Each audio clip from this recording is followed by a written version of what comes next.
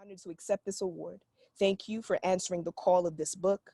I wish you all well in your journeys ahead, especially in such difficult times. Let even our darkest moments light the path ahead. And that is from Echo Brown. So we are super, super honored to present that to her today. Claps, love all around. If you have not read or heard of this book yet, please, please, please check this out. Find a way to support Echo on her journey. And just in the spirit of everything that I feel that Echo is saying, and the magic that we possess, I wanted to share a piece with you called Stones. I actually shared it with you at the kickoff of Margins, and so I'm going to share it with you one more time, if that's okay. So awesome. So here we go. We speak to the stones, and they listen. We call the earth with fire to provide the most delicate incense and the strongest protections. One smudge and you're hooked. One conversation with the earth and your ancestors come knocking, quenching your sense with memories that tell you that you're home. The stories whisper past us like a cool embrace, like our children reminding us of our great-grandmothers, the ones who taught us to speak to the stones, and to follow the birds, and to fight for what is sacred and what is sure. We have built other people's empires, bearing witness to our histories being auctioned, histories bought in blood, stories paid for with the human sacrifice of those that remembered their deity. Packaged in cocoa and caramel, sweet like a Jamaican rum cake and spiced horchata, rich in freedom, drenched in melanin, heavy on that secret sauce. Oh yeah, we got the juice. That's what we made. Under the pressure. That's how we emerge from the greed and the dishonor, making lemonade, sweet tea, sorrel, and ponche, forgetting in those moments that we are the descendants of slaves who spoke to the stones and called on Jesus, using methods that awakened the earth, tribal arrangements, catching the Holy Ghost, dancing like David, the beat, sounding the call from the voice of the ancient. Meet me at the crossroads. Let's get in formation. A change is gonna come, but only if you keep your head up and follow the stars. Listen to the universe. It will remind you of who you are and of what you deserve, and that respect, that might be earned, but freedom, that's taken. It is the holy tongue, our first communion. It is death and life. It is a secret that built the Tower of Babel and the wonders of the world, sacred temples and miraculous births of leaders and warriors returned to accomplish the mission, to carry the torch, to fight the power. Prayer warriors and prophets, healers and seers, rebels, brujas and airbenders, gods walking freely upon the earth, creating the heavens that we yearn for, that we waste on our tomorrows, that we only visit in our dreams while the soil is begging for us to come home. We are the prodigal sons and daughters, the earth, our mother, crying as we forsake her, haunted by the souls that are indeed praying for us to remember, praying for our awakening, for the chains to stop changing forms, for our flesh to finally find mercy in a world that has used these bodies to build an empire where no colors are allowed, where my two spirits cause me to see visions that they have rebranded as cultural enrichments, glorified for our stories, but denied for our truths. Our lives are no one's classrooms, our bodies, no one's to use, our minds, no one's to tame. And the story of our ancestors murdered, stolen, and raped, their brilliance locked away, their dreams deferred, yet still we emerge, warriors, rulers, goddesses, and high priests, taught to speak to the stones, and they listen. Thank y'all. So much power to y'all. Love you. Thank you, Carrie Joy. That poem was beautiful and powerful, and I love the way that we have come full circle as we were kicking off and announcing Margins to the world, and it was our first experience on a Zoom reading, and now we're all pros, right? But we dressed up for that too, and I love that we're here together tonight. Thank you very, very much. Also in Margins, we wanted to do some things differently, right? And again, like, inclusion is really the point. And so at our big awards ceremony, there's also an open mic that some of you have signed up for. So I want to hear from some of the incredible writers that are here this evening. So you know what your order is if you've signed up, and I've probably messaged you already. If you're up next, you know exactly who you are. So So we will have an open mic. We'll read a couple of readers at a time, and then we'll come back into some awards, and we'll talk to each other. And this is kind of how we're going to build community. And we're in some incredible company with all of the amazing writers who are part of this conference. So without further ado, I would like to bring in Zoe Wright. And I'm hoping I did it right. I'm hoping that I did it. And we're going to see together. I did do it right. Fantastic. Hello. Welcome, Zoe. Thank you so much for being here this evening. And please share with us your piece. Thank you. So this is called The Woman Dipped in Ink. Red dress, black dress, white dress. White dress, black flowers, red petal tips. She drifts through the world. Rain pelts the glass in fat, running droplets as she watches. Their streams distort the light, views through the window, inside and out. Her fingertips trail down the pane, longing loneliness in her eyes. Ink seeps from her. Constant, viscous pooling from her fingertips, heels, hair, tear ducts.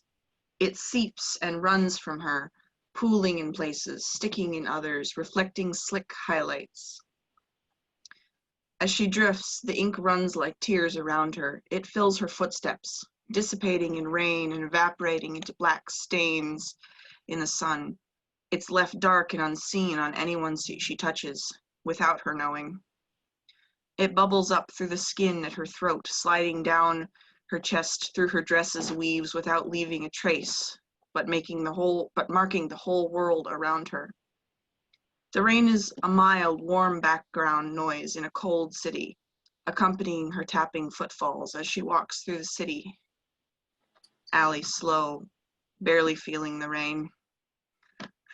The edges of petals on her soaked, summery dress, the only spots of color in the scene. Soaked in experiences turned potential. Is this her beginning or her end?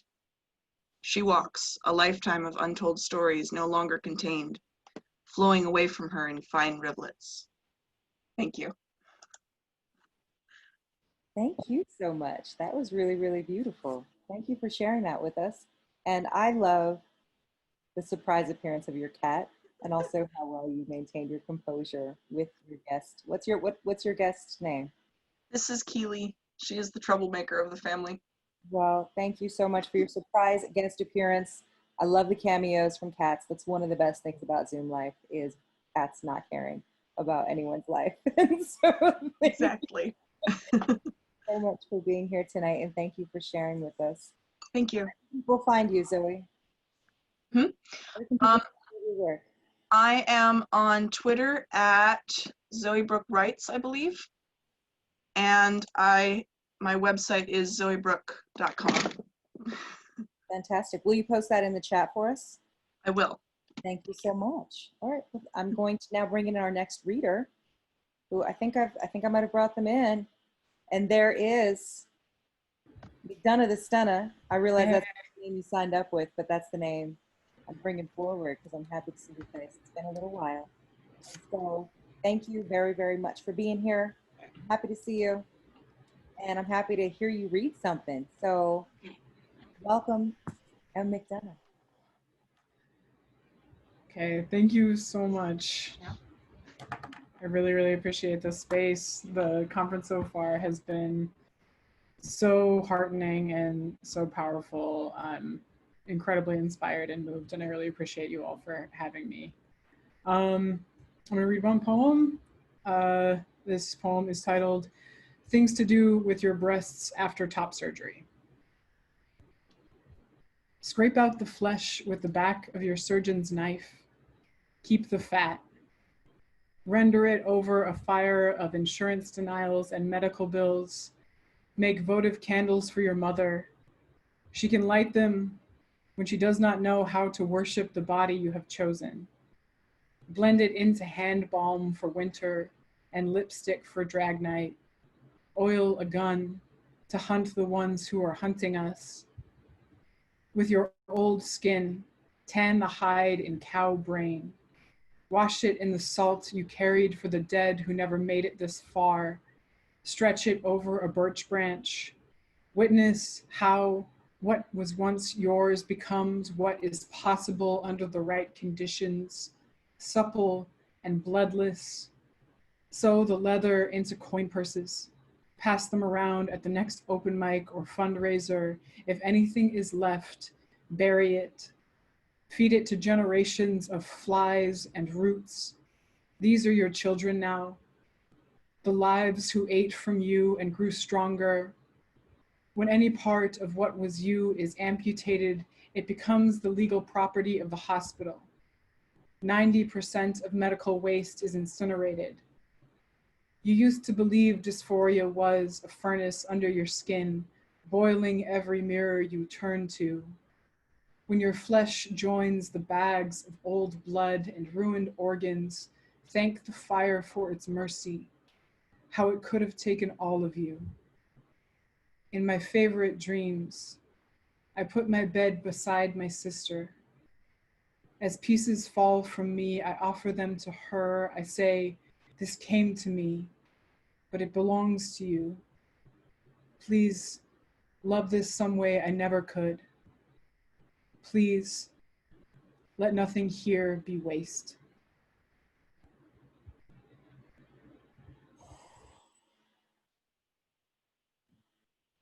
I'm not crying, you're crying. So if you would be so kind as to post your deets in the chat, because I think a lot of people are going to want to get in touch with you and hear more poems from you, because of course they do.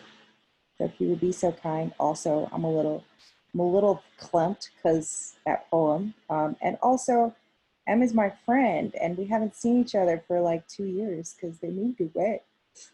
And also, I guess no one sees anyone anymore, so I haven't seen any of my friends for a long time. But I'm really, really happy you're here. And thank you for sharing that poem with us. I would like to now take a moment to bring back Vinyanka, because we're going to talk to you about some more exciting awards, because there are some really incredible folks who are doing powerful work as booksellers. And so Vinyanka and Angela Maria Spring of Duende District Bookstore are going to join us, and I'm getting better at adding folks to the thing. I just, as I'm saying I'm getting better, I can't do it. But oh, because Angela's already here. That's why I can't add you. Oh, wonderful.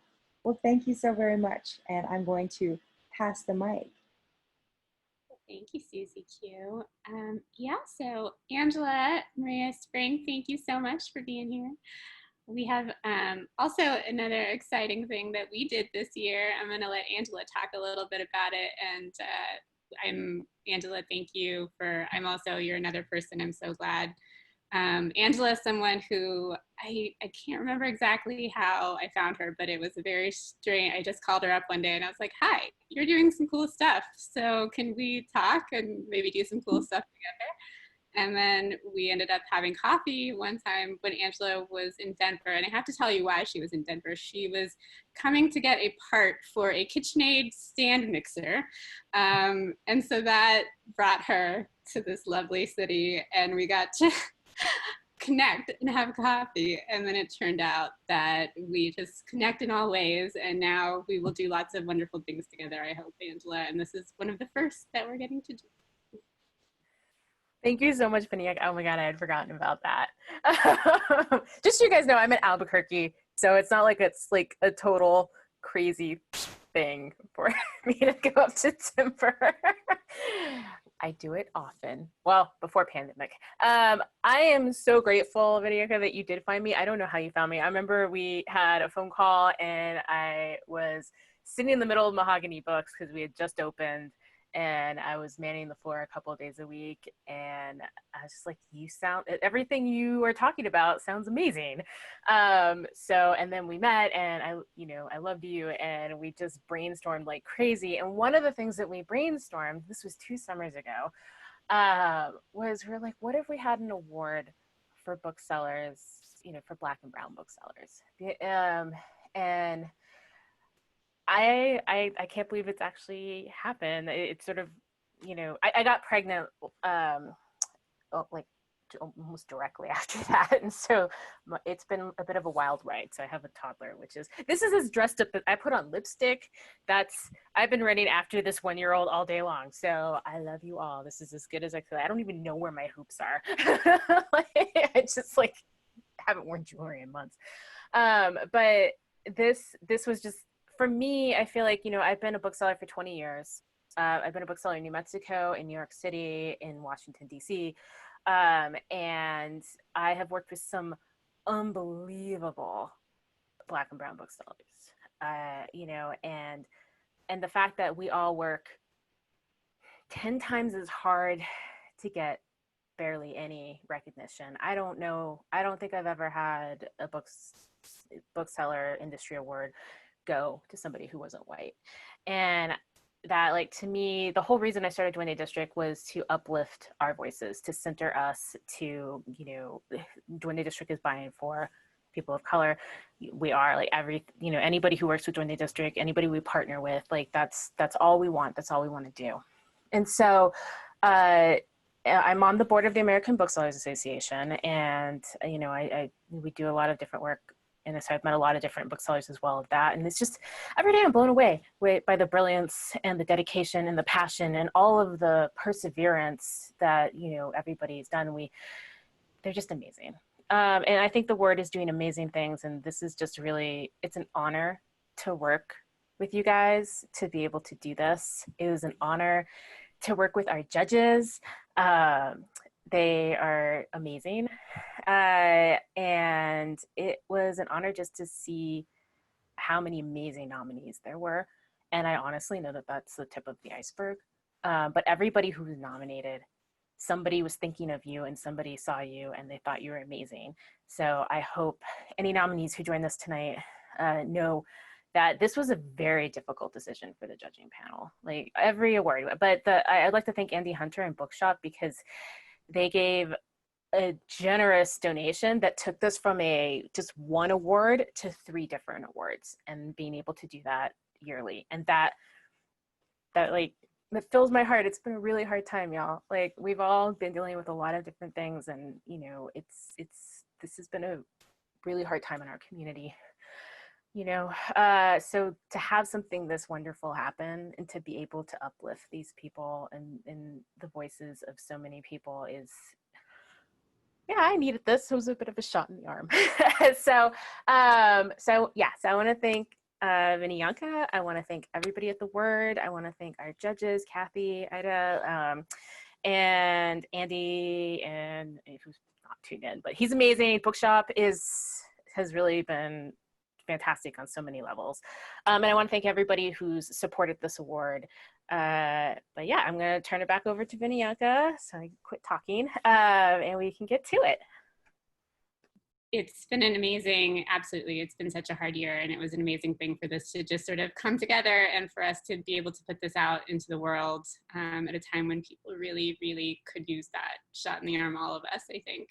And so I wanted to, Angela, maybe you can actually share a little bit more. We have a couple of videos to share from 2 of our winners. Oh, I did want to also just jump in and say Kathy Burnett of The Brain Layer was one of our, thank you, Kathy, for being one of our judges this year. You are amazing, and we're so glad that you joined us for that this year. And of course, Kathy was herself nominated, and so we had to punt that to next year because Kathy is amazing.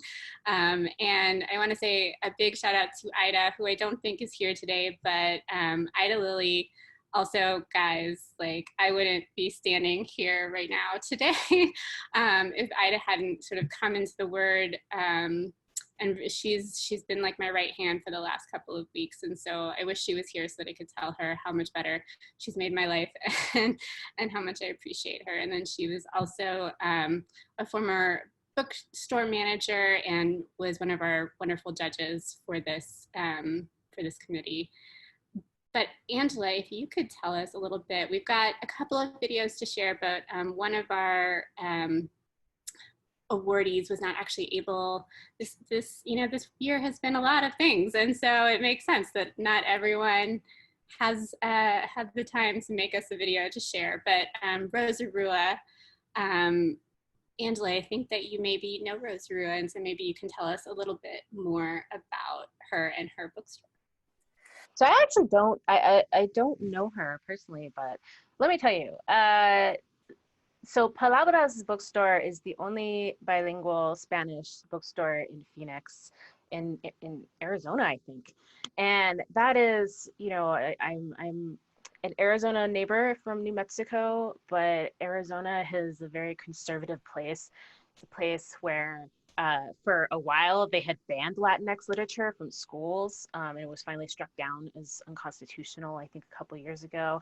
It's a place where they have a law where they can stop you if you look, you know, Latinx, and demand your papers. It's just to so to me to have somebody who is, you know, opens a store that is not only celebrating her people but all voices of color and all of us, and having that safe space is really the essence of book selling. It is the essence of what a bookstore is, and it's the essence of what, you know, anybody who goes into this profession should be looking toward. And so I was so glad to see nominated, and for the judges to choose her. And so yeah, I mean, like, I can't say enough good things. I'm like a huge admirer, and also just the courage that, you know, to do that, is, and keep doing it. And I think they just had a successful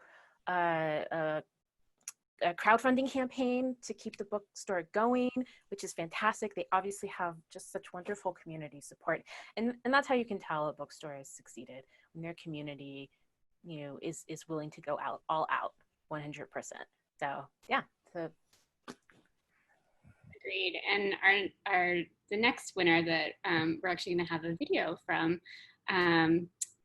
Actually, when Angela says that you can see how much the community was touched, Serena Moras, I think, had like 20 nominations or something. They were quite clever, and we could just tell that Serena has really touched the community around her. So Serena is with Books Are Magic Bookstore, and I'm gonna show you all a video that she made for us.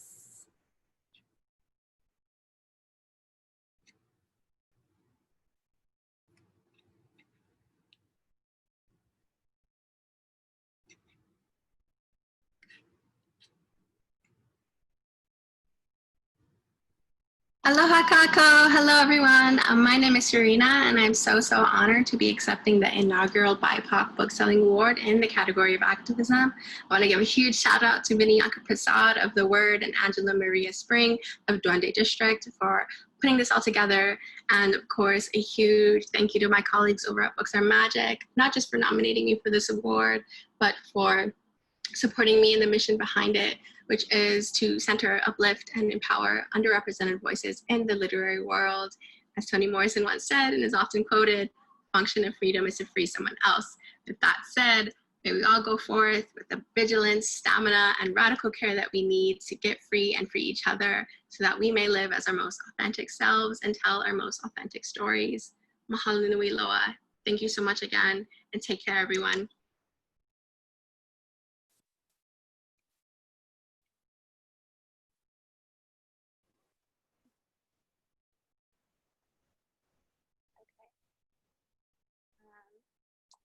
Yes, so a wonderful recipient. We're so excited that we were able to share this award with Serena. And one more for you guys, Hannah Oliver Depp of Loyalty Bookstores. Loyalty Bookstores in DC. That's right, Angela? DC? In DC and Silver Spring. She opened up 2 stores back to back. She's amazing. That's amazing. Yeah, she's amazing. Like, I should probably, okay, in the interest, so I was on the judging panel, but then when I realized, I was like, oh man, I actually know and am friends with a lot of people, and so I wanted to make sure that the judging was as fair as possible. So I asked Ida and Kathy to, you know, come up with their top 5 to top 3. And then they narrowed it down to the top 2. And I said, if I felt uncomfortable, voting for somebody, then I would give my vote to Vinayaka. And Hannah came up in the top 2 for this award category. And Hannah is one of my closest, dearest friends. Hannah was my wedding officiant. Like, she is, her very first bookstore job was at Politics and Prose, and I was one of her first supervisors. And we've just been really, really close. But I just, watching her grow as a bookseller, but also fighting those battles, not only with me personally. I asked her to do some things that I've been scared, and she's stood up with me. But seeing her come to her heart place, her home, which is Maryland and DC, and open up these 2 amazing independent bookstores, has just, her journey is so wonderful. And I cannot, I know I may be a little biased, but obviously I wasn't, because I didn't actually even put my vote in. She's so deserving of this leadership award. So deserving. And I hope everybody out there supports Loyalty Bookstores, supports Hannah. She's always doing the work, and she's always looking forward. And she is a huge industry leader. She is I believe, the vice president of the North Atlantic Independent Booksellers Association. She has served as one of the ABA, the American Booksellers Association's Diversity Task Force inaugural. Like, she was one of the founding members, and it's now a committee. And she's going to be on the nominating committee. She's just out there. She serves on several boards. She does too much. Hannah does too much, but she does an amazing job. So did she send in a video? We have a video. All right. Wait, let me get that one queued up first. Sorry, my screen sharing talent is not super smooth here.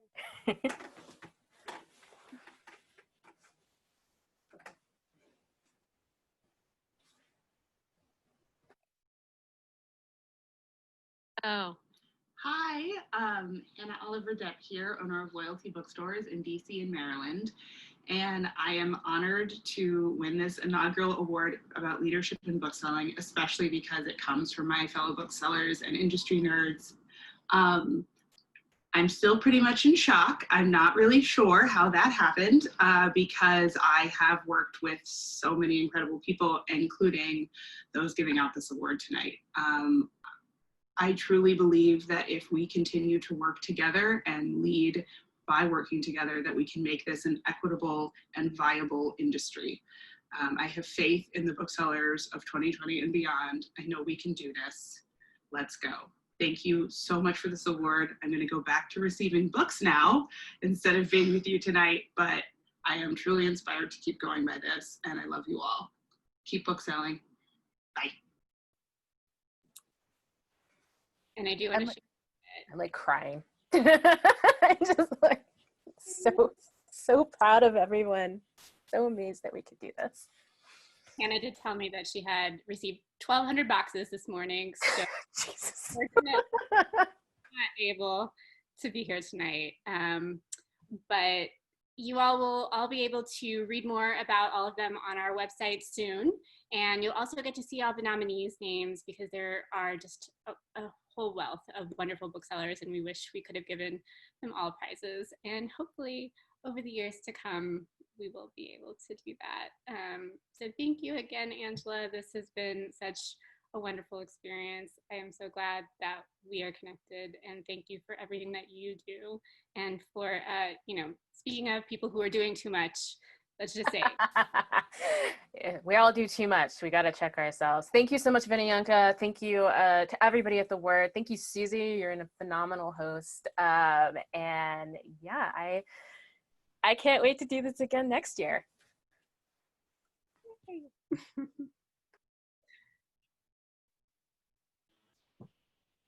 Suzi, cute. So very much for being back here. I'm trying to figure out, I'm like, am I on? I feel like I'm preparing myself to be an elder in this way. Just like, is it on? Am I muted? Oh, it's technology. Thank you so much, Angela, for all of your comments. Tell you. Making us all cry. Everyone is just, we're doing this. And I'm like, oh, we're makeup. I did not come ready to cry. I should have. But this work is so important and so magical. And how can people support Duende Books online? That's a great question. You can go to our website at duendedistrict.com, and we're currently not, we normally are a pop-up, and we're kind of like all over the place. And so we do have an upcoming pop-up in DC that's going to be a permanent, kind of a semi-permanent thing, but I don't plan on having any on the ground things soon. But I do have an online bookstore with Bookshop, which has been a huge savior. Kathy mentioned it's also been really great for her, and I know a lot of other booksellers that it's been great for. So you can shop with us when you go to Bookshop.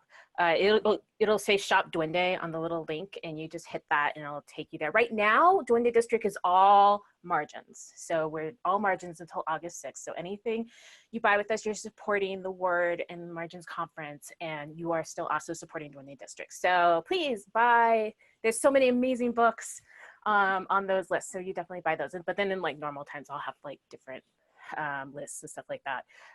And then we are on Twitter, Facebook, and Instagram, and it's at Duende District. So that's how you can find us. Thank you so very much. And thank you for all of your work and support of Margins, and year-round, all the time, like for doing this work, because it's so important that we have places to tell our stories, and also that bookstores are so much more than stores, as we all know. And so for creating these spaces, cultivating these spaces, it just makes me really happy. Oh, and I'm seeing Yishun says my cart is so full already after today's sessions, saving it for tomorrow's sessions, which is, I feel I'm in the same boat. So thank you. I'm learning about so many incredible books, and then wanting to revisit books that I've lent or given away. And this is a book buying weekend for sure. And all of our speakers' books, if you haven't checked out the book fair, so thewordfordiversity.org/margins book fair.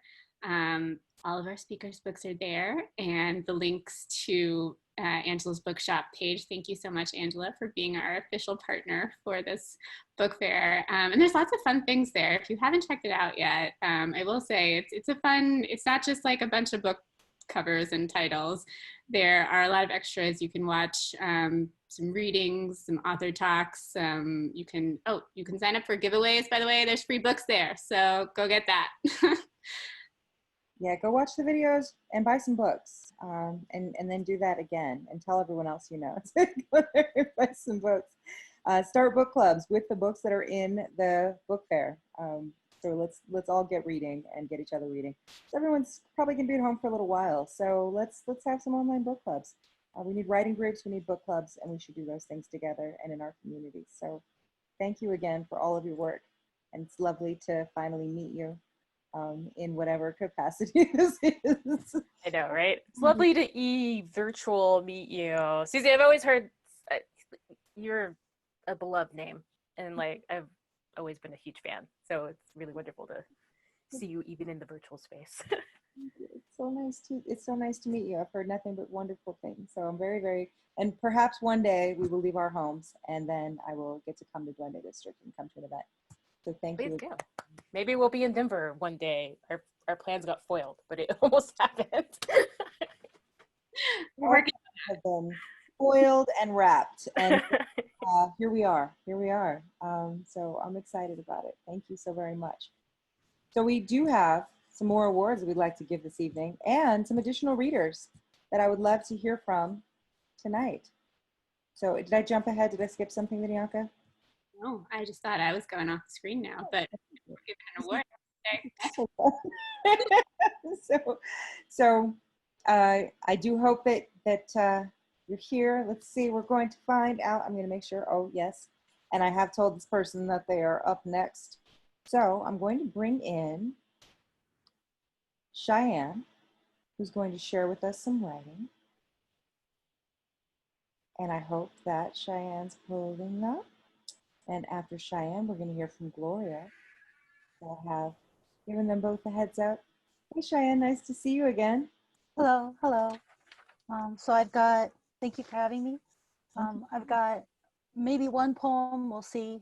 This is something I've been kind of experimentally with, trying out, but I think it's the perfect space for it. It's a poem through Zoom. Oh. Can you hear me? Yes. Can you see me? Yes. How have I been? How have you been? Well, all things considered, I guess I'm fine. I mean, I can't complain, right? I'm stuck, but sadly not alone. Any place I roam, I could bring something home. But yeah, it's not so bad. I have all I need.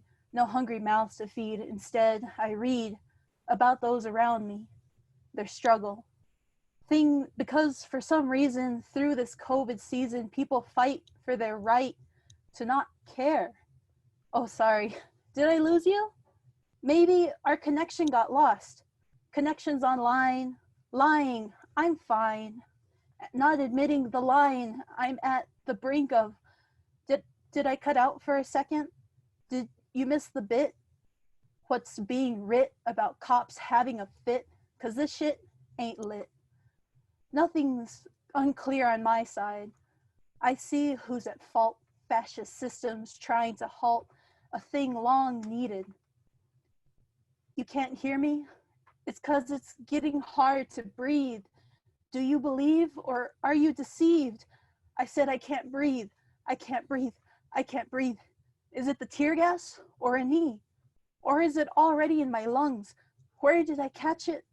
Sanitized school halls, making house calls, or in overcrowded border camps behind steel walls? I'm sorry, truly sorry. If through the static I sound erratic, the flooded addict of my being swims, and I am reduced to tears. I'm coming undone, on the run from what? Bullets real and unreal, out to get me. Maybe it's just Zoom fatigue. Thank you. That was absolutely incredible, and literally a poem for the times. And I don't know if you heard me, but when you started the poem, you got me. I answered. I was like, "Yeah, we can hear you." Oh, I see what you're doing there. So it was excellent. Thank you so very much, and powerful and weighty. And thank you for sharing that with us tonight. And now I'm going to bring in our next reader. And I'm learning how to do this. It's a very, very different way to host an open mic than what I'm used to, but we're all learning new skills. And Gloria J is making her way in to the room and is going to share with us a piece. I'm still looking for Gloria. And perhaps, is your camera on, Gloria? We won't be able to see you unless your camera's on. Can you hear me?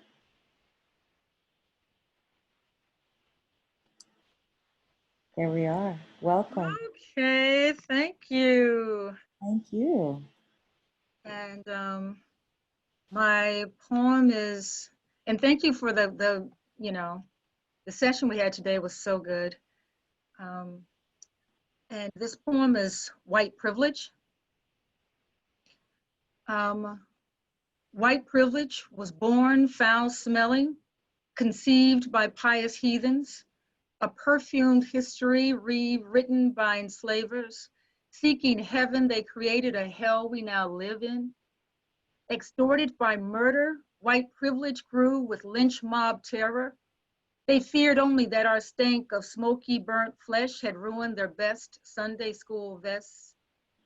White privilege was earned by pale cannibals, feasting in cacophonous joy while castrating African innocents with raped Black women left to carry mixed messages. Privilege him, lower your eyes, voice, mind, make his command your will to survive or face bloody swarms of seething gangs seeking strong brown bodies to hang. Privilege her, slave mistresses selling their man's brown babies, rough-breasted accomplices, dry-eyed cries and too frail frame, she says, to share his pus-filled shame. Their privilege is a carnal gift by way of Ham or Cain or some other hazy mythical curse that still feeds their diabolical frenzy, sanctifying this unholy man-made pathology. Privileges protected on high by black robes blind to justice, shot through by night riders, now called police officers, all rise again and again, expose their guilt-fed fear of non-white skin.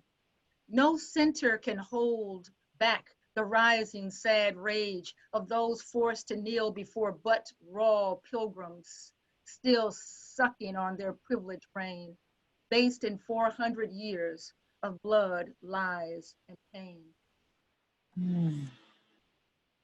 Thank you so much for that. Oh, I didn't realize I was not muted. So you heard that.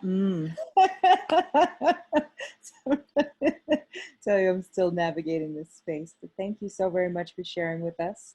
Thank And you. also, again, for Cheyenne and Gloria, please share your links in the chat so people know how they can support you, where they can pick up your work, where they can follow you, where they can learn more about you, etc. Because a lot of what we're doing right now is building those relationships, and we got to support each other and ourselves. And everyone here is incredibly talented, and I can't wait to read more of your work. So Gloria is one of the people who is in my cart currently. So thank you again very, very much for your poem. Thank you. Thank you, Susie.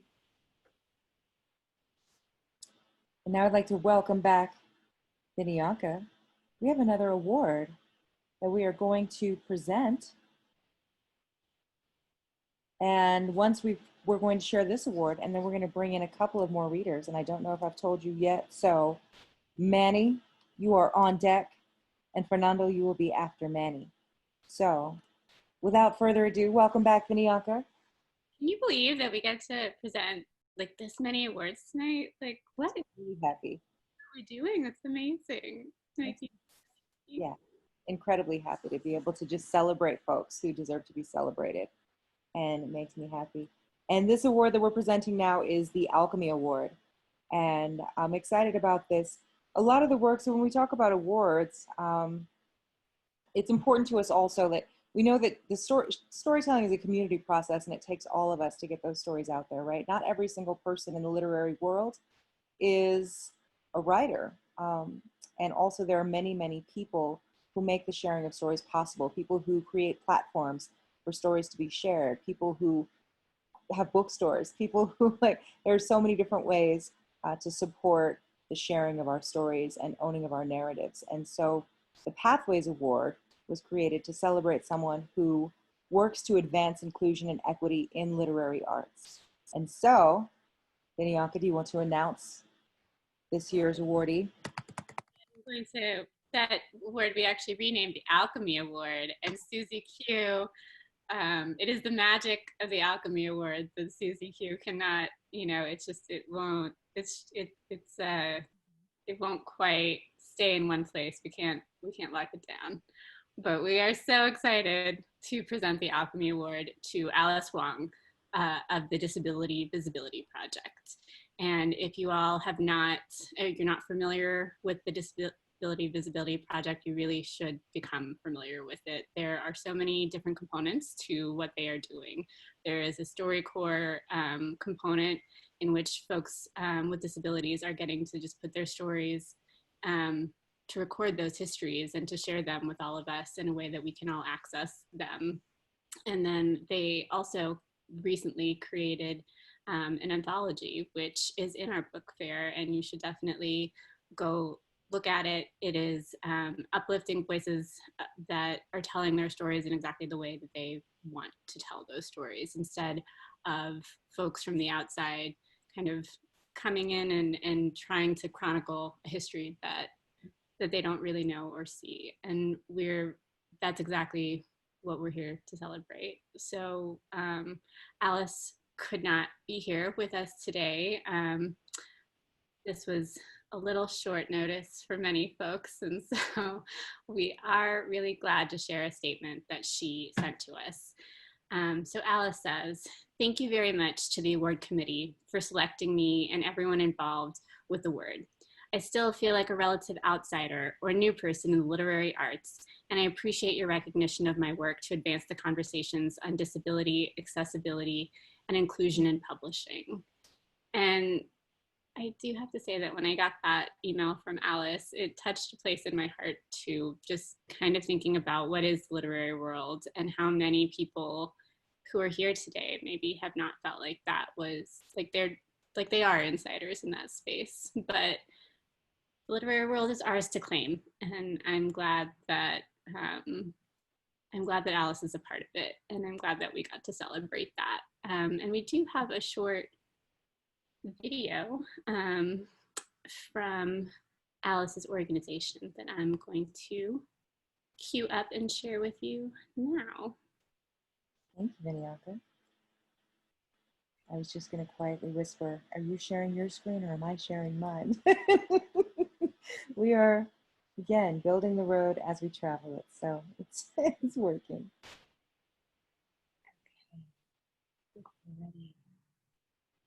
Ellen Wu. Tell me about the Disability Visibility Project. Alice Wong. The purpose is to document the stories of people with disabilities, what people are doing, what they care about, how are people living now. There's a lot of beauty and significance in just how we live our lives.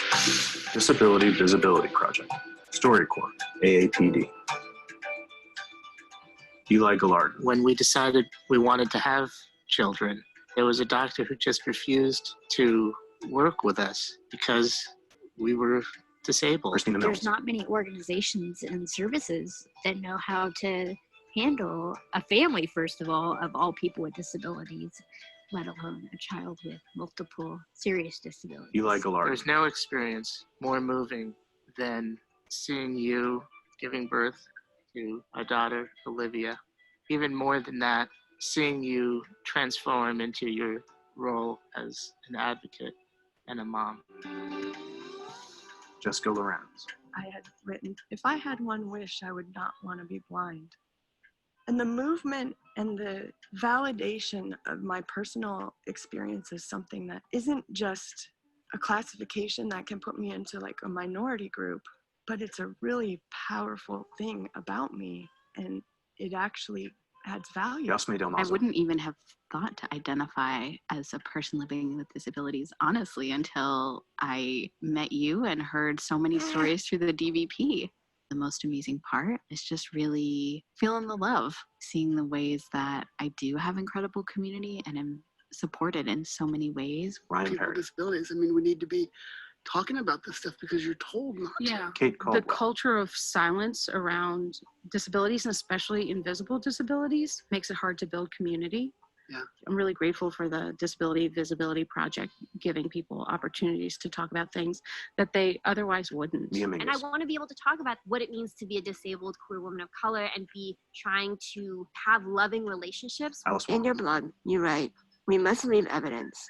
Evidence that we were here, that we existed, that we survived and loved, evidence of who we were, who we thought we were, who we never should have been, evidence that there are other ways to live, past survival, past isolation. I do wonder what kind of work I'll leave. I think about that a lot, and hopefully this is something we can leave for everyone to enjoy. DisabilityVisibilityProject.com. StoryCorps, AAPD.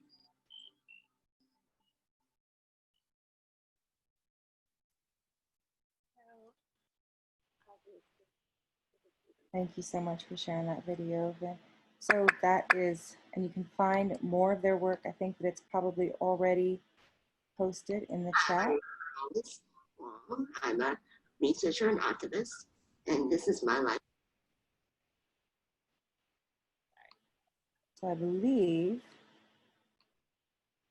that it's there in the chat, the website, to learn more about Disability Visibility Project. But also, I wanted to mention that the anthology is also available, and Alice Wong is the editor of Disability Visibility, First Person Stories from the 21st Century. I'm going to post the title of that book there. You can find that in the book fair, and you can actually listen to an audio excerpt of that at the book fair, so you should check it out. That's amazing. So just go to the book fair over and over and over again. So Thank you all so very much. And I see a lot of folks mentioning crying in the chat. Yeah, let's cry. It's okay. We're crying. We're meant to cry. We're supposed to cry. Crying is what we need to do, just to get it done. You know, it's fine. It's been a while since I've had, mascara down my face. It's been a while since I've had mascara. So let's get into it. It's fine. Who knows what I'm going to look like by the end of this evening. So thank you very, very much. And if you're not familiar with their work, I think that you should get familiar with their work.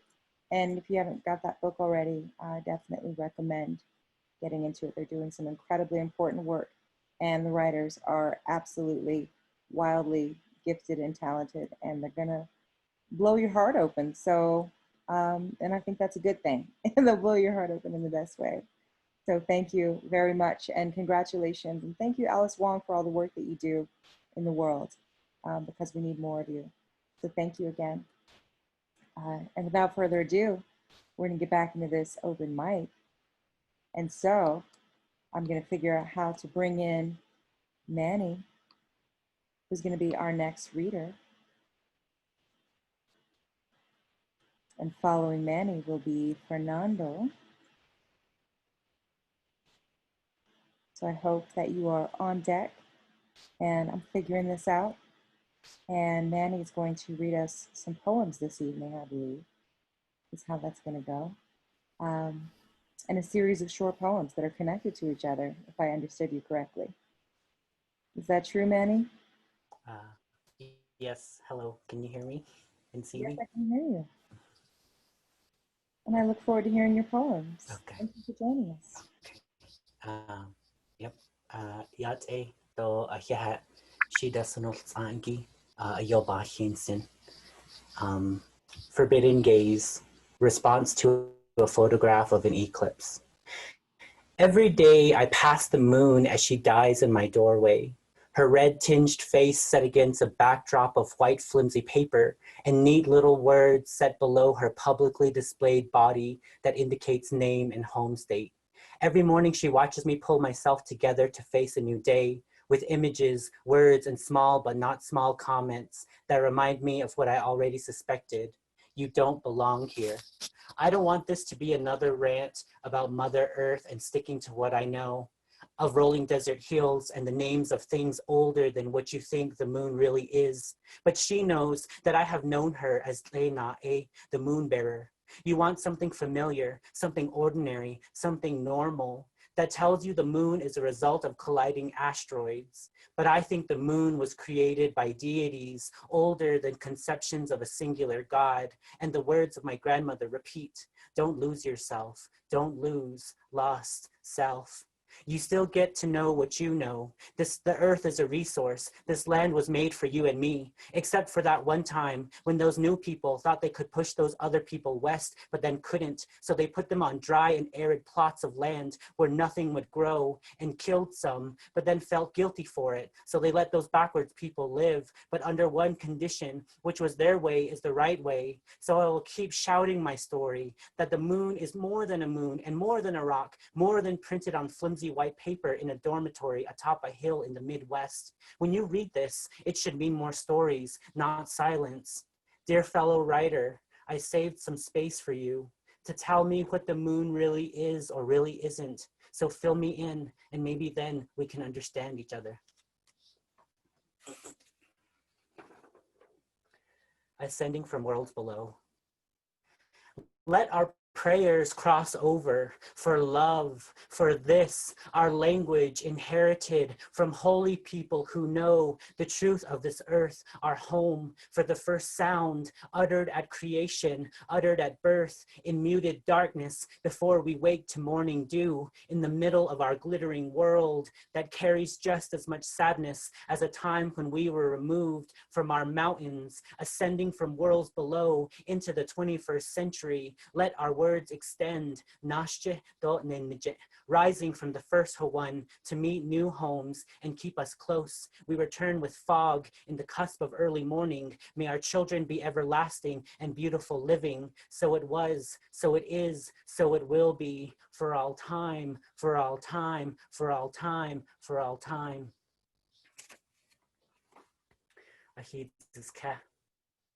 Because you used to sing across miles, cadence of shishi ashko, hojongo, devoted as someone in tune with my rhythm, each heart line reverberating across desert hills before filtering through rock walls and jagged edges of ganado red like water, Bits nezi, stretching into horizon, hashine, whispered from your catmint lips into cascading distance felt by Jonae and Asan Natlehe, where they sang looked into the expanse of Alila and realized my words are creation. Now, near you, to hear you say, Nadlohish, offerings in the dawn, wrapped in your gray bathed quietly, because of stillness, like the glassy surface of water, reciting his love slowly, from dawn stretching towards dusk, soft sounds, understand this map of rainbows, how your songs venerate my existence, how your voice, without hesitation, proclaims unfurling admiration with X-ray precision, passing through my bone marrow, zealously, both our names imprinted in the coral walls of Tseyit, where dully watch our return and say, they sit beside each other in a house of beauty. These are children. This last short poem is first in Navajo and then in English. Hasisna. Toya san shama deshnego. Nasan shama deshnego. Ne betlate hasisna. Nasan shama beje chalye hadet ego beyete hasisna. Nsaha case baho wande hasisna. Sad baho wande hasisna. Hawande nansa. Hawande nansa. Emergence. I call out for water woman, my mother. I call out for earth woman, my mother. I emerge from below the earth's surface. I emerge from within sacred darkness that cradles my mother, earth woman's heart. I emerge at the house made of thought. I emerge at the house made of language. I am home. I am home. Thank you. Manny, those poems were incredible.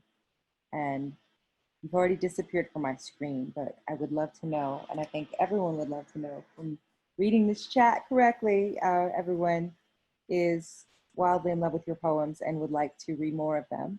How might that be possible?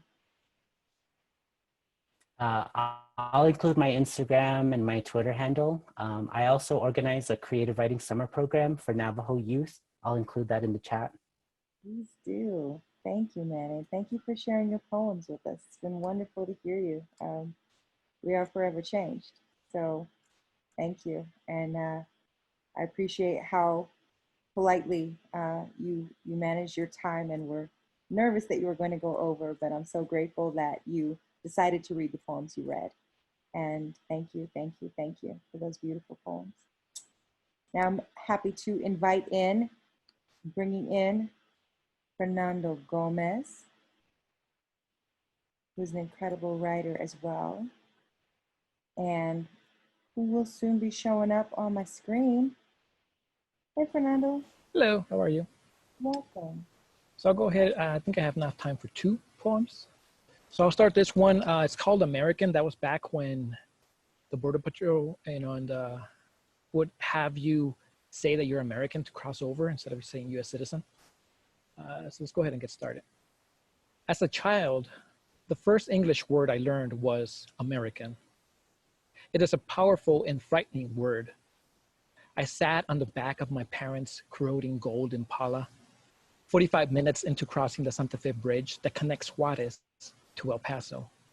And I practiced the word over and over and over again. American, no. American? American. American. I was careful not to stumble over any part of the word. Mispronouncing it can put you in a position of being a liar, and illegal, and undesirable, thrown back like the confiscated raw beef and bologna and mangoes that my parents attempted to smuggle over. This word will define me. That's the first poem. And then the other one, I wrote this one like in a reflection last week. I was just, wondering, well, why am I writing? Why do I write? Why did I start writing? I started writing like 3 years ago, like really starting to go back. So I kind of wrote about that. It's called Reflection. I began to write out of spite. My ex-wife was in a writing program and I had read her work. I read how she vilified and demolished me in her writing as the years progressed. What was wrong in her life. When she divorced me, I began to write out of spite. I previously had always written and explored my poverty, my dreams, my regrets, yet I had never shared them with anyone. But now I began writing out of spite. I wanted to expose every lie she had ever told about me, expose every abuse that came from her hand. And I wanted to be better. I want to be a better writer than she will ever be. Maybe, just maybe, good enough that she will take me back. Those are my 2 poems. Whew. Those were incredible. Thank you for sharing this. And I see some strong response also in the chat for you as well, Fernando. Writing out of spite makes me think of a clip of Maria Bamford, who's a comic, and she talks about living out of spite. So if you're familiar with that clip, but thank you so much for sharing that. And Fernando, if you would be so kind as to type your contact info in the chat, wherever your Twitter handle, wherever people can find your work, please share that with us, because I think that there are a lot of folks who would love to know more about where they can find you. So thank you very much for being here and for sharing your work. And now I'd like to welcome back Binianca, who might be perhaps chilling in the cut. Is that true? Ah, there you are. I do see you.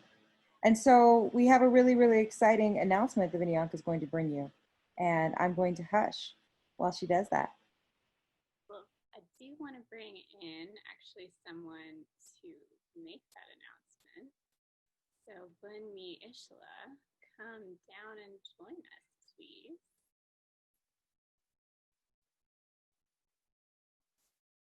Hi.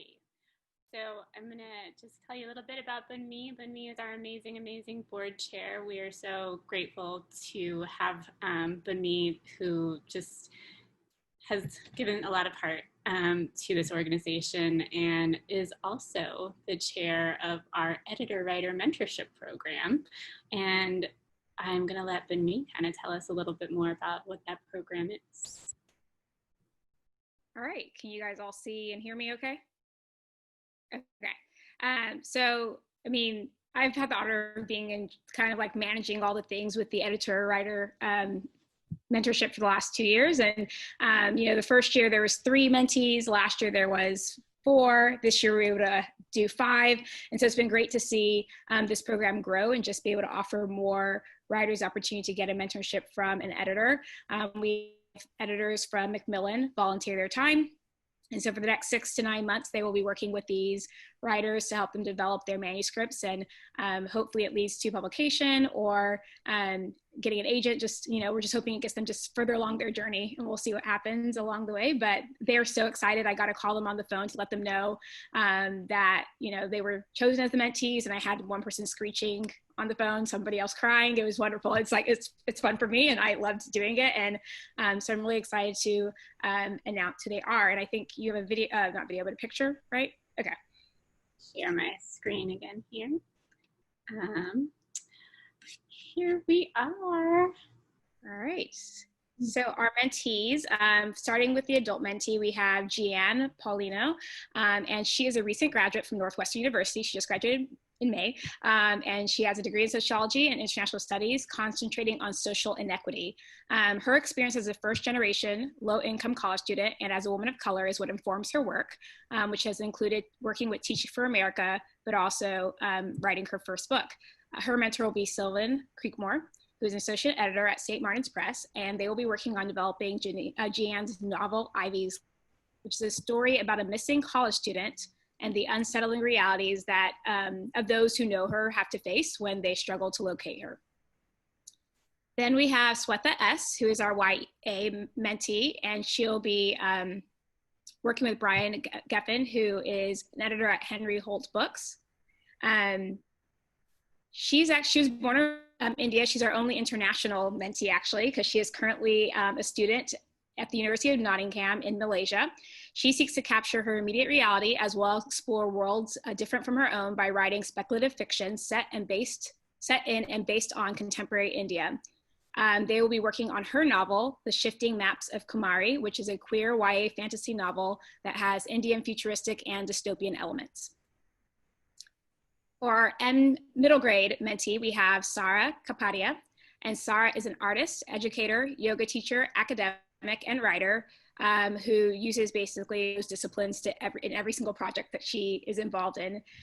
She has a bachelor's degree from the University of Cambridge, a master's degree from the University of London, and a PhD from Claremont Graduate University, and all those degrees are in education. Sara's fiction writing is based on folk stories from South Asia, and she likes to use fantasy to transport the reader to other worlds. Her mentor will be Tiffany Liao, who's a senior editor at Henry Holt Books for young readers, and on her novel, Alicia in Roshanban, which Sara basically described as Alice in Wonderland meets the Jungle Book. We ended up having 2 picture book mentees, and one of the reasons we had this is obviously we had such generous editors from Macmillan who are willing to donate their time, but picture book is the category that we always have the most amount of applicants every year. So we're really glad that we can offer it to 2 different writers this year. The first is Alyssa Reynoso Morris. She grew up listening to her abuela's stories about hope and service, and those stories, as well as the lives of her abuelas, is what motivated her to found Schools for Sustainability, which establishes environmentally sustainable schools and helps alleviate poverty within the Caribbean. She's a career coach, and she helps teenagers and adults find the intersection between their skills and their passions, and just all the stories and experiences from her own Afro-Latinx identity has inspired the stories that she writes today.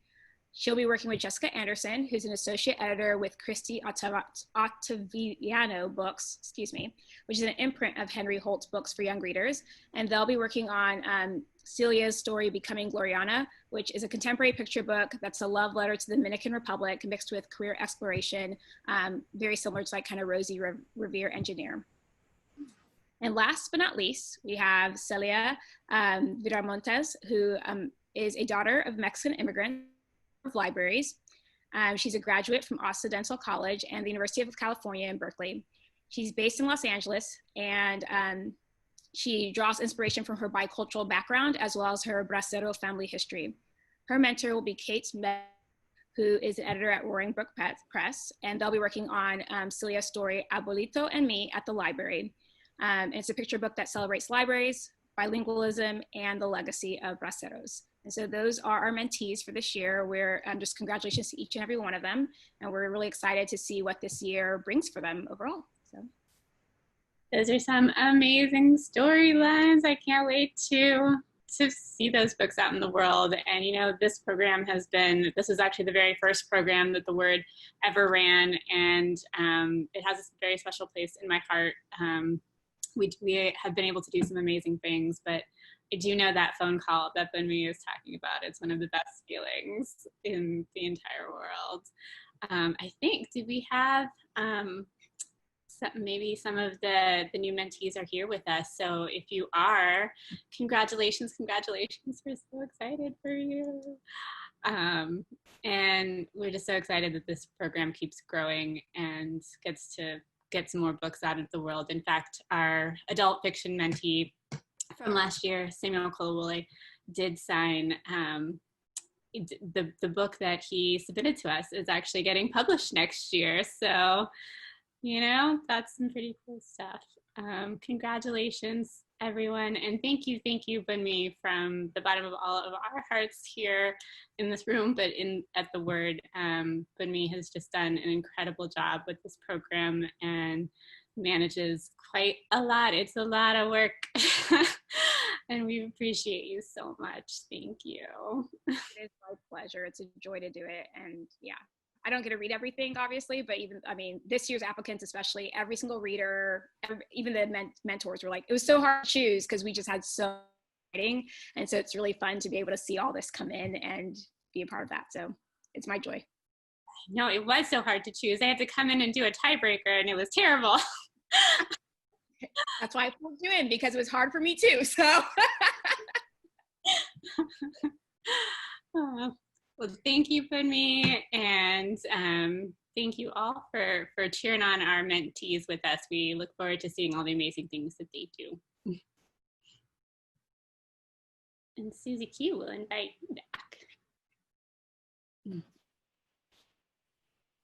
This is so exciting, and I can't wait to read all of these books. I'm really looking forward to the work that all of you do. Thank you for being here. Thank you to the Word for all the work that you're doing.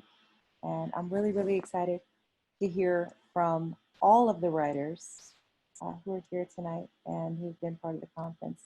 There's some pretty incredible work that's happening. And right now, we get to hear from a couple more writers. So I'm very excited to bring forward our next couple of writers. So first up, we are going to hear from Janice Resendez, who is here on, I think, both phone and, so I hope that I'm bringing both of the right ones in. We're going to see if this is working. So Janice is going to share with us some writing. And following Janice will be Deborah Chang. And I hope that I brought in Janice correctly. Janice? Yeah. Can you hear me? I can hear you. We don't see you, but we do. You don't see me up on this one? Let me see. Oh, I guess I have to video. I have to start video. That would be helpful, right?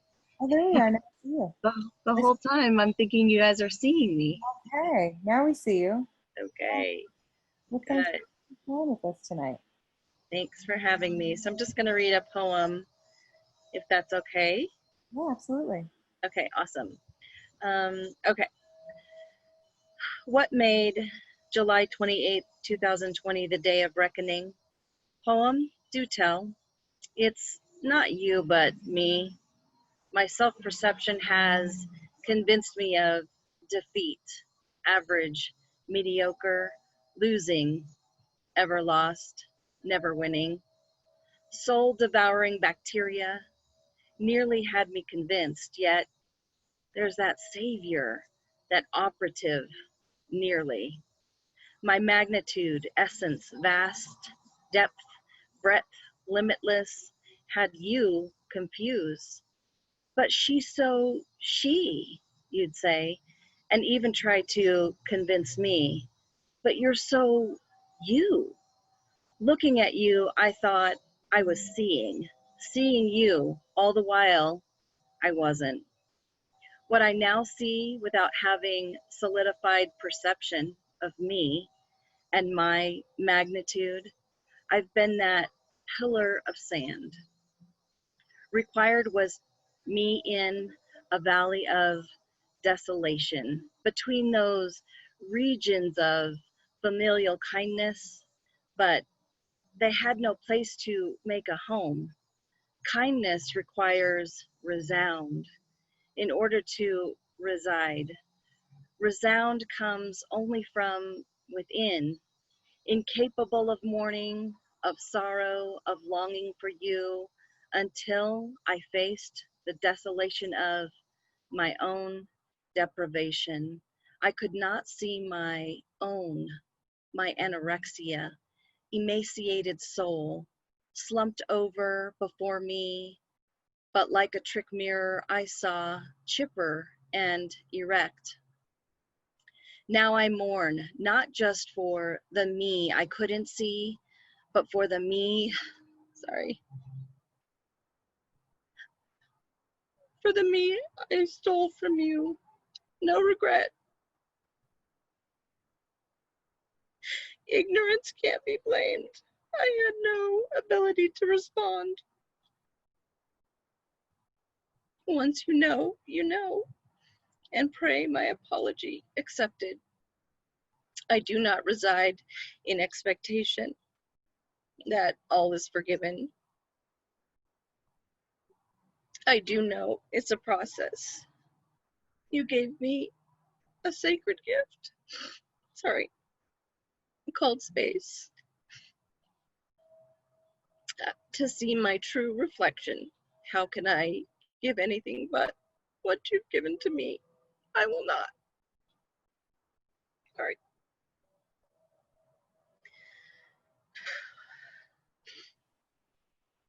Thank you, Janice. Mm-hmm. There's no need to be sorry. We are normalizing crying. I think that's part of the mission. Well, that's one of my personal missions. Yeah, Chris said so. Yeah, that's the goal. So just got to get into it. It's just cry. Better out than in. It's what Shrek said, but I think also crying's good for us. So thank you for sharing that with us. And it's nice to see you. And thank you for sharing your poem. Where can people find your work? Will you share your social media handles and such in the chat? I will. Thank you. Thank you so much, Janice. Mm-hmm. And now I'm going to figure out how to bring in our next reader, Deborah Jane. And I'm learning how to do this as we go. And I think it's working. I hope you're all feeling okay. It's a little unusual to do things this way. Normally I would do sort of a temperature check of everyone in the audience, and I'd be like, everybody say yeah. Or I would like maybe tell you some one-liner jokes to kind of check in on your energy. I can't think of any of my jokes right now, which is perhaps its own tragedy. As we keep going, I might have to consider one if I'm not able to bring in Deborah. Deborah, are you here with us? I think that you might be here, and perhaps I just can't see you or hear you yet. Ah, I see you, Deborah. You are here with us, and so I'm going to bring you off of mute. And I'm sure that there are so many metaphors for the moments that we are currently in. But thank you for being here tonight. Thank you. Thank you and Vinianka and everybody for doing this. And thank you, Janice, for sharing yourself.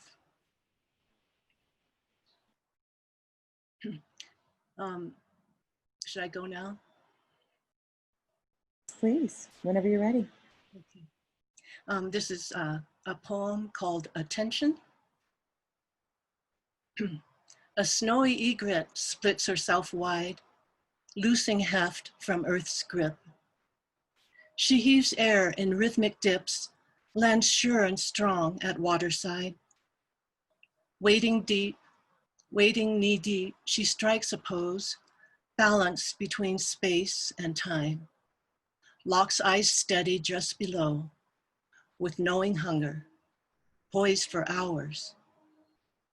While in the streets, just as intent, the people grieve lives spent again. Rising up from gut of ages, the breach runs long, the keening echoes low and ancient. Slain heroes haunt their own in reckonings of too much sorrow. Tomorrow buries hope alive.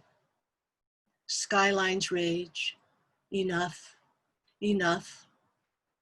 Treading soft the weary hours, bowing low, respect and honor. Bending knee down in repentance. Standing with, it's now or never. Let tides turn in righteous uprise to chambers where redemption roars, where silence upon healing waters wakens long, sweet meditation, where neck to free neck wingspans widen, pumping currents safe and free, riding heaven's back unbroken. May we soar and not forget. Thank you. Thank you, Deborah. Thank you so much for sharing that. Would you be so kind as to post a little bit of info on where people can find your work. I know that you had a debut poetry book come out this year, Float True. Perhaps if you would share some info on that. Also, I know that on the Words website, you can find a conversation that Deborah and Diana Coy-Wen engaged in earlier this year as part of kind of leading into the programming for the conference. And so Deborah and Diana sharing some of their poems and also the multimedia work that they both create. And so they both work in a lot of different mediums and a lot of different genres and a lot of different, they both are wildly talented folks. So if you want to check out that conversation between Diana and Deborah, it is up still on the Words website. So in the meantime, if you wouldn't mind sharing your website or wherever people can find you and support your work. Okay, great. Beautiful. Thank you very much for sharing your beautiful poem with us tonight. Thank you to every reader on the open mic this evening. This has absolutely been a joy and a balm and a salve to hang out today. And so we do have an additional award that we are going to close out with this evening. And so I'd like to bring back in Vinianka, and we can talk about our final award together. So this was a collective naming process and collaborative process. And so this was a term that was offered up by our dear friend, Bobby Lefebvre. And so this is the Rascuache Award. And so Rascuache is a term of Mesoamerican Nahuatl origin, which initially had a negative connotation in Mexico as being an attitude that was lower class or impoverished and having bad taste. And the definition was later redefined by a Mexican and Chicano art movement, Rascuachismo, transforming the social and economic instabilities into a style and a positive creative attitude. So often these artists in the Rascuachismo movement use the most basic, simplest, quickest, and crudest means necessary to create desired expressions, in essence, creating the most from the least. And the more that we learned about this term, the more excited we got about being able to offer this award. So the Rascuache Award is an acknowledgement of a literary artist whose way of working honors and celebrates inherent cultural wealth and the ability to sustain our communities with our existing resources. And this year's awardee is, Vinianka, you want to take it from here? It's my drum roll, everyone. And you're muted, Vinianka. No, I announced it and the whole no. Wild. Thanks for really building it up now. And so this year's Rascuache Award winner is Yosimar Reyes. Yay, Yosimar. Excited to give this award to Yosimar, who we had hoped would join us tonight, but I think has not made it in here yet. But I'm going to tell you a little bit about Yosimar.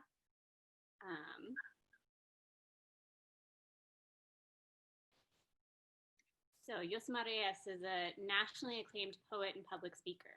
Born in Guerrero, Mexico, and raised in Eastside San Jose, Reyes explores the themes of migration and sexuality in his work.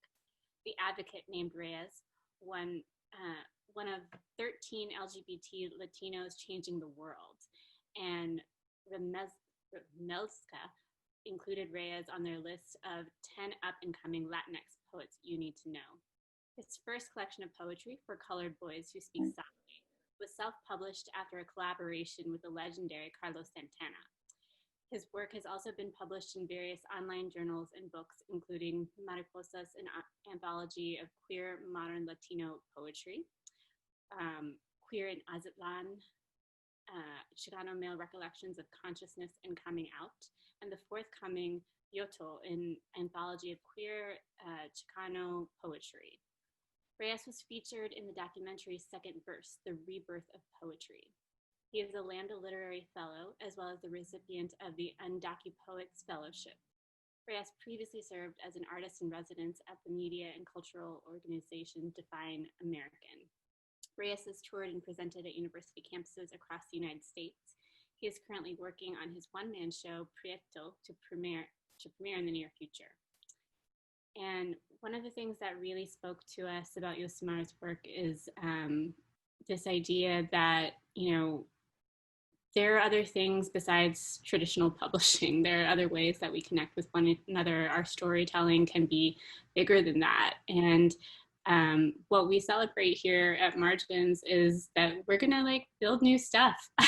We don't need all of the stuff that everyone else created and hoarded and kept from us. We can build our own shit and we can put it out into the world. And Yosemar is using a lot of innovative ways to get storytelling out into the world, but also to uplift other voices among community.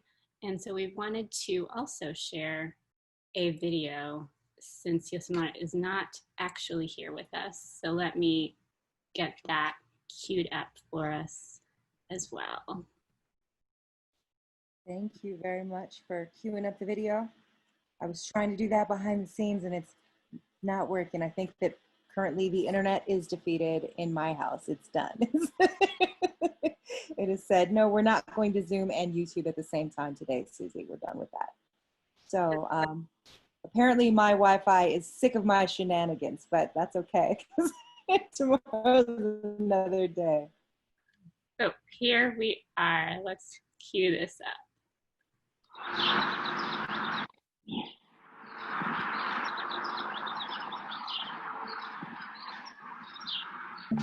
I love my undocumented people.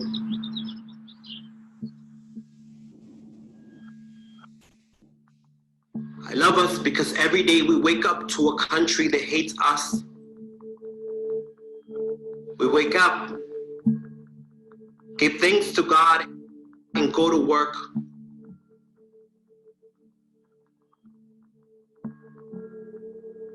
Watch the news, hear how our own TVs vilify us. We change the channel and pray that tomorrow will be a better day for us. When they give us a little breathing room, we make the most of it. We're so grateful that often we forget we deserve better. That all this mess is not our fault. We stay low on the radar. Want peace? Want to exist without the added stress of having to be public about where our spirits ache.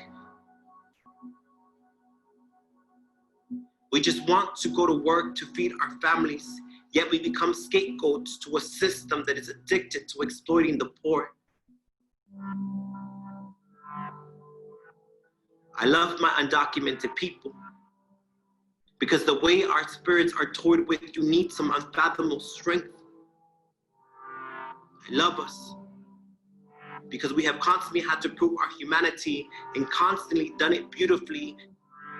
Because to stay human under these conditions, you have to have an understanding of beauty.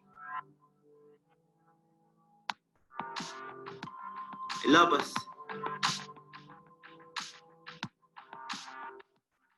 Even when our stories are manipulated and exploited, even when we are presented as gloom and doom narratives,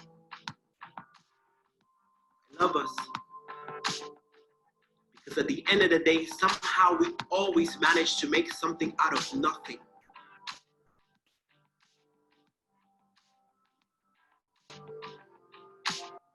I love my undocumented people because being undocumented is not political, it's not physical, it is a condition created to keep us from smiling.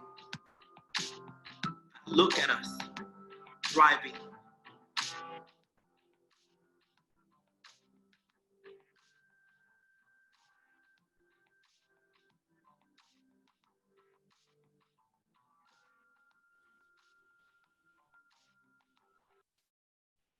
I can't even imagine a better way to sum up our day together this evening and these awards than that line that just hit me so heavily, right? To understand, right? What is the, I think I typed it in all caps in the chat. I was very moved.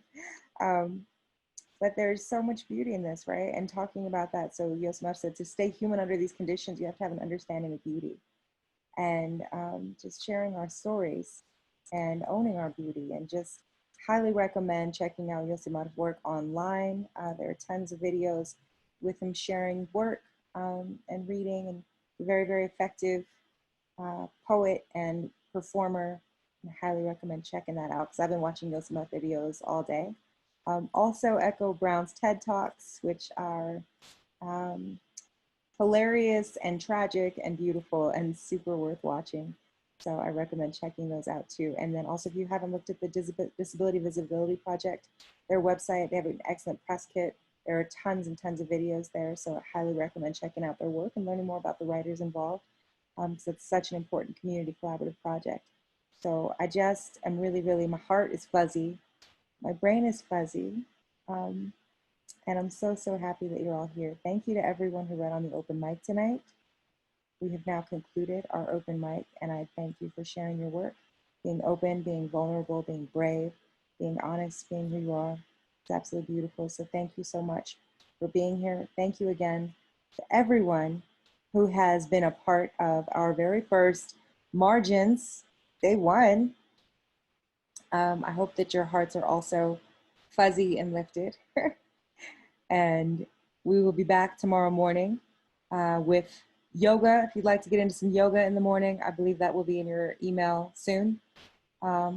Yoga is going to start at 8 a.m. Mountain Time. So if you want to get into some yoga to get your body ready and your spirit ready and your breath ready for what we're going to get into tomorrow, there are many, many incredible sessions. So Viniaka, would you like to close us out for the evening? Just thank you, everyone who's here. And, you know, Yosimar's video brought me to the end. I'm very, very much, it's going to be impossible not to cry after I get off of this video. This is such a beautiful thing that came together. And I have to tell you that it has been, we fought for this. We fought for this together, all of us. And we're here now. And we made this thing. And it's ours. And I hope that everyone here feels that and knows that this is all of ours, and we get to keep this alive as we go forward. And I am crying now, so thank you everyone, and I can't wait to see all of you tomorrow. Thank you, and good night. Have a beautiful rest, and we will see you bright and early as we get into some more of this incredible work.